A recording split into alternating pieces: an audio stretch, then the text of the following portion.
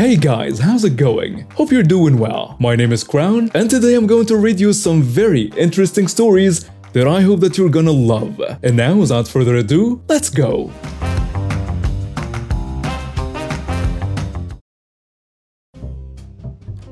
So, for a quick background, I'm just waking up at almost 2 p.m.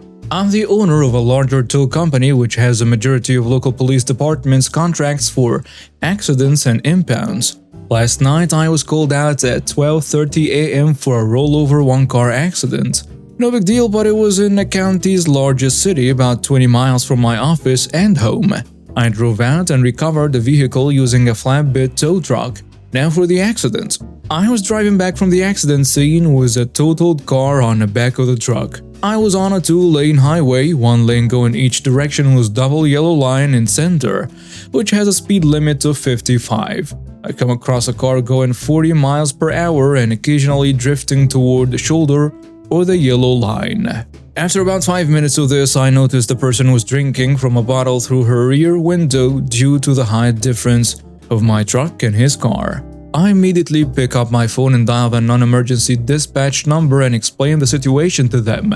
They start an officer out to intercept the driver, as from my description she has checked all the boxes for a DUI stop. The officer pulls up behind me while we're going down the road and turns on his red and blues. I flip on my white and yellows as I slow down, signaling the officer to go around as I have no shoulder to go to. As this is happening, the car in front of me immediately slams on his brakes, causing me to lock up my air brakes and just barely miss rear-ending him. The police officer luckily was already in the opposite lane, and by the time he reacted to slow down, he had passed both of us. We are now at about 10 miles per hour and the officer is leapfrogged to the front of the line. He turns his car at a 45-degree angle and stops, stopping the car dead in its tracks. I stopped with my lights on behind him about 2 cars back, again at a 45-degree angle to protect everyone from any oncoming traffic, as we are now blocking one half of the road. I jumped out and walked around the back of my truck and up the shoulder of the road toward the officer's cruisers. As I'm doing this, I see the driver jump out of her car and she starts screaming. Our entitled person appears, she's screaming that I'm stalking her and she is scared for her life, calling me pervert and how I followed her from the pub she was at. The officer on scene is the same officer I just spent over an hour with on a road cleaning up the wreck that is still on my truck. Out of pure shock, I responded to the officer saying, "You know there is no way I was anywhere near her, right?" Thankfully, he confirmed it was impossible. Karen did not like this one bit, and she started cussing the officer out and telling him to do his job, that she pays his salary, and then she calls him her servant. At this point, a second officer arrived and parked behind my truck with lights on. I fall back to directing the light traffic that is coming through. As I'm directing traffic, I'm listening to this belligerent Karen insult these officers over and over again. Of course, she failed the field sobriety test and out comes a breathalyzer. She blew a 0.12 and as soon as the handcuffs came out, it was like someone looped Karen up with grease as she was slipping and sliding out of the 2 officers' hands. Standing there directing traffic, I watched for probably 5 minutes as they wrestle her to the ground and finally get her into cuffs. The officer who had just got my rollover accident from approaches me and asks if I'd like to impound Karen's car too, which I happily accepted and had loaded onto my wheel lift in about 2 minutes. I was just awoken not too long ago by our Karen asking about her car at my office. One of my dispatchers called to double-check there wasn't a hold on the car. It turns out Karen had to wait 60 minutes before we could release her car, as all DUI arrests in Mack County have a mandatory 12-hour impound on a vehicle. I'm sure the girls who work in my office were thrilled to have the company. As we found out that we'd be expecting not 1 but 2 kids, we knew we had to move to a real house with more space. At the time, we were still living in a 1-bedroom studio, 1 up from the ground floor, with its only entrance being a metal fire escape, stairs. Not ideal for a pregnant woman, let alone to live with two small babies. So we found a privately leased house that was newly renovated and had all the room and a large garden we were looking for. We signed the lease and immediately collected the keys. As the owner drove off, the woman next door came up to me, immediately demanding us not to make noise before noon as her boyfriend works nights and sleeps in, and a whole bunch of other do's and don'ts. So right off the bat, we knew trouble incoming. As the house was fully renovated and not much had to be done, we were like, don't poke the bear. We'll do the things that make noise after noon. We moved in after 2 weeks and the whole street was warm and welcoming. My wife was almost due giving birth to my twin daughters and some people offered help with anything we needed. Real kind people. They also told us about our neighbors. Nobody liked them. He was a big bully and got into arguments with everyone. Also, we're known as radio pirates, as in illegal broadcasting on radio with old Dutch bangers. This music is just terror on your ears and possibly used on terrorists on black sites, which went alongside from partying Thursday, Sunday till 5 in the morning, loud music, constant yelling, always drunken and so on. Really something to look forward to when moving in. Certainly with 2 babies on the way. The partying began immediately full blast, real classy for someone demanding to be quiet when a douchebag needs his beauty sleep. The one day my father-in-law came to put new grass in. He has his trailer parked at the back of our house, which is a public space. Not according to him though. That exact spot where the trailer was parked, full with grass sod, quite heavy stuff, was his spot. We had to move the trailer. Not going to happen as I was not planning to walk all the way around the house with the sods. He got angry right away and demanded that I move it. I told him to go screw himself. I was done with him already, then and there. I'm also a ginger, so besides having no soul, I do have a temper, which is always in check until you provoke me repeatedly. Anyone who knows me will tell you that you really had to make an effort for that to happen. We went on working and the end of the day comes when my father-in-law wants to leave. Hooks up the trailer and bam!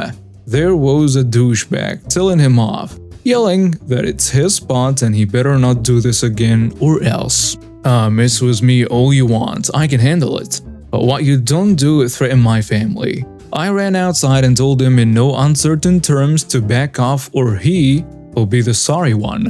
Total bluff on my side, by the way. Yes, I have that timber, but I'm not impressively built and have no hidden fighting skills, so I fight dirty though. He backs off, my father-in-law leaves, and I go inside where I find my wife crying. She got scared of him maybe doing something to her father and/or me. And this is something we don't need right now. Combined with hormones from being pregnant and you can paint that picture. So I'm even more pissed, but had to promise not to act on anything. I won't, dear. Not yet anyway. Time went on without any real incident and then came the time my wife went into labor. Didn't go smoothly and ended up having to deliver with C-section. Or whatever it's called, I don't know. Because our second daughter was almost strangled by the umbilical cord. We had to stay 3 nights, excruciating nights due to a lot of things. Finally, we got to go home and our family had put a giant sign in our front yard welcoming the babies. The sign was already up for a few days prior to coming home, so our friendly neighbors definitely knew about it. But did they give a flying crap? Nope, they did not. From the very first night on, they started to party and blasted their terror music. They started at noon and continued until 5 or 6 in the morning. Classy. They also kept going for days, so it wasn't just Thursday to Sunday, it was all week long and the next. So we were broken, hardly slept, one of our daughters suffered from heavy cramps combined with all the noise and her parents at the end of their wits, so she cried a lot. And then I just had it. I researched some things on Radio Pirate, the laws and regulations, and on his large 5-meter plus antenna in his backyard, which was illegal in itself. But he used it to illegally broadcast on radio, which meant he had a lot of equipment to do so, which was even more illegal and can even get you jailed. But at the very least, they could seize it all and fine him big time, in the 10 to 45k area. Now, I did not immediately turn him in, but instead was looking for another house to lease first. This was because I figured it wouldn't sit well with him and having a wife and 2 babies in the house alone during the day because I had to go to work. I hear you guys thinking, why not involve the police? Well, they are utterly useless in cases like this. We called once, and what they did disturbs me to this day. They rang at their doorbell and immediately started off by saying we called them about noise complaints. Yes, you read that right. No protection or whatsoever. Just blatantly told them we were the reason they are there. Told them to keep it down, and that was it. They didn't even follow up with us or anything. As you can guess, the douchebag now was even more mad and told me the next day, or yelled over the fence that separate our backyards, that I really should not do that again. A threat yet again, of which I told the police. I didn't really report it the first time, as I chalked it up to alpha male and heat of the moment. But without witnesses to corroborate, nothing could be done yet. Some days later, I walked out the front door and he just stepped out of his car.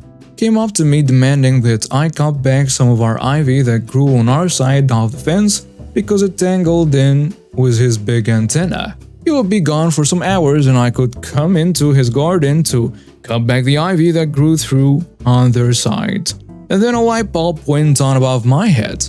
I told him politely that I would do that immediately. Why? Because that gave me the opportunity to find out the make and model of this antenna to ascertain its single strings, where the cables go exactly and what kind of cables they were. Again, to know the signal strings it handled. Also, it gave me a good view of the equipment he had through the window so I could snap some photographs of it. This was the icing on the cake. Because in the meantime, we did manage to find a new home and already had signed a lease, so we will be gone in 2 weeks. Luckily, we only had to paint some walls for the girls' room, and furthermore just pack up our things and move them to the other house. So after I trimmed the ivy and collected my evidence, I went online that night to find out the proper channels to report the broadcast pirates and which entity was tasked with catching said pirates. Turns out, I had to call the telecom agency but also the police. Wasn't too happy with the latter, but I remembered I had a nephew that works for the police. Officially, his area was immigration, but knew enough colleagues that could help us that we could trust not to confront them again, saying that I was the one that sent them. That was extremely important for our safety when doing what I was doing. So I gave both the agency and the police all the evidence I collected, and pointed them to the frequencies he pirated so they could listen in. Then they started a neighborhood investigation, which wasn't really necessary, but this was to cover our butts to make it look like he got caught by accident because they had an active investigation in our area. You never know what he can learn from legal documents and such. We asked him to wait with a raid. Yes, they raid pirates' houses, preferably in the early hours of the day because of his beauty sleep rendering him incapable of fleeing or hiding evidence and so on. We moved 2 weeks later and they raided him 2 days after we have moved. All of his equipment, computers, radio, cell phones and his car were seized. He left in cuffs, his wife/girlfriend did too for making a big scene and tried to interfere. All of which was live reported to me by one of my ex-neighbors who were equally ecstatic about this. It turned out this wasn't the first time he got caught, but his third time. His car had no insurance on it and his Ministry of Transport test failed. This would normally have no big consequence because he didn't drive it while raided, but they had the guy surveilled on for a week and that definitely meant he was seen driving it while not having insurance and valid Ministry of Transport tests. He was fined somewhere around 30k euros, went to jail for 12 weeks and everything seized was destroyed except the car. His girlfriend had to do 40 hours of community service. They had to sell the house, which made for very happy neighbors as they too were over and done with them. Like I said, I do fight, but very dirty. You have to really make an effort for me to get to that point. They did, and they suffered. Over a year later, when shopping for groceries, I encountered them. With the foulest of looks, if looks could kill, I'd be a smoldering heap of ash. But nothing more than that. My 40 female grandma, deceased, raised me to be physically responsible. The second I was able to get a bank account, she hammered into my head that I needed a bank account that would be secret from my partner. According to her, she had a ton of friends who had found lovely men who turned nasty and had to sneak out in the middle of the night with nothing but the clothes on their back. She ingrained in me the idea that a kind husband could turn sour, and I needed to make sure I had some protection, just in case. I'd love to say that she was paranoid, but my mother had to disappear on my dad after finding out he was cheating on her. She has always been thankful that she has what she calls a Grammy secret fund that she had been saving into for years. I've been putting money into my own Grammy secret fund for 22 years and have accumulated quite a lot. Beyond that account, I've incurred a great savings. Was my husband. Paid into my retirement fund and always paid my bills on time. I've been married to my husband for 15 years. He's always been great, but my best friend hasn't been so lucky. She met and married a man who seemed to be wonderful, but over the past 6 years has become emotionally and financially abusive, racist, and completely negligent toward their 2 children. I was shocked as he had seemed so great in the beginning, but I've witnessed his absolute abhorrent behavior over the past few years myself. For a little backstory, my best friend has been so since I was 6 years old. To reference the meme, we were girls together. She is my person and I think of her kids as my kids. She has never asked me for anything, but she told me that when she left him, he froze her out of their accounts and she had nothing for rent or to pay for a lawyer. She had been paying into their accounts for years, but she trusted him to have his name as the only name on them, and he had drained their accounts.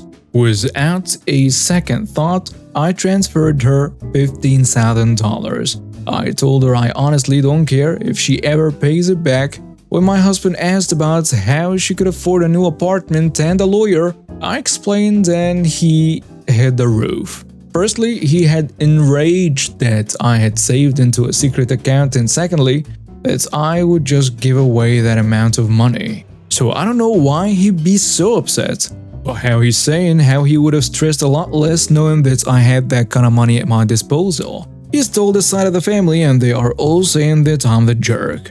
Am I the jerk? And now some comments on the post. Someone saying, I think it's inevitable that your husband is going to be very upset. He thought he was in a relationship where you shared the financial responsibilities and where you were honest with each other. It turned out that he wasn't in that type of relationship. I think you're being a little naive not to have expected some blowback about your choices. He feels betrayed because you didn't trust him and he feels that he would have done some things differently had he known the truth. To back it up, you've made a major financial decision without consulting him in any way. So once again, he feels that he's unimportant. I should make it clear that I think you're perfectly entitled to help your lifelong friend. What's money for if not to help those whom you love? I like the fact that you've told her not to worry about repaying it either. That makes it a true gift and takes the stress away from her at a time when stress had become a mountain for her. It is your money and your choice, but if I was married to you, while I would have supported your decision and your right to make it, I would have been very mad about the lack of trust and the deceit. I think you need to take some time to explain why you've behaved as you have and to acknowledge his hurt feelings. This is a man who's loved and trusted you for most of his adult life. Finding out that you've misled him over a fundamental part of the relationship may well have hit him similarly to finding you in bed with someone else. Yeah, you are the jerk. Another commenter adds, you're the jerk. I get where you're coming from with a granny fund. My mother also advised for it and I disagreed. I chose to marry and trust my wife. You broke his trust, the funds and a life you built together. At the very least, you should have consulted him about spending the money. Legally speaking, those are joint assets. To all of you saying it's your money, would you feel the same about her husband blowing 10K without asking? You were dishonest and wrong. A third commenter goes with, clearly I'm going against the grain, but I think people are entitled to have safety nets like that. You probably should have found a better way to explain it, but honestly, your husband clearly doesn't understand how much danger women can be in from their parents. If more women had grandmothers like yours, a lot less would find themselves in terrible, terrible situations. And now we have reached the end of today's stories. Thank you for watching and see you next time.